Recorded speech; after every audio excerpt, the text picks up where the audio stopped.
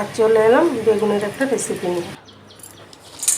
বেগুনগুলোকে কেটে কেটে ছোট ছোট পিস করে নিয়েছি।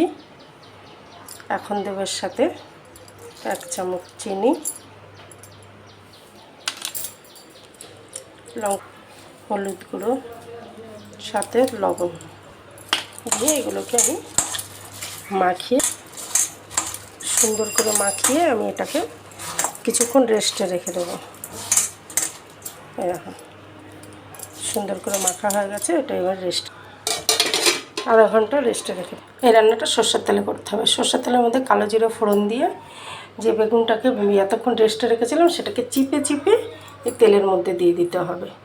দিয়ে বেগুনটাকে বেশ একটু ভাজা ভাজা মতো হবে, তখন সর্ষে কাঁচা লঙ্কা বাটা দিয়ে আবার একটু নাড়িয়ে চাড়িয়ে রান্না করে নিতে হবে। নিয়ে তারপরে যে জলটা বেরিয়েছিল বেগুন চিপে, ওই জলটাই আমি দিয়ে দেবো, এক্সট্রা কোনো জল দেবো না, ওই জলেই রান্না হবে। এই বেগুনটা এইভাবে করে খেয়ে দেখবেন, খুব টেস্টি হয়। ধন্যবাদ শেষ পর্যন্ত দেখার জন্য।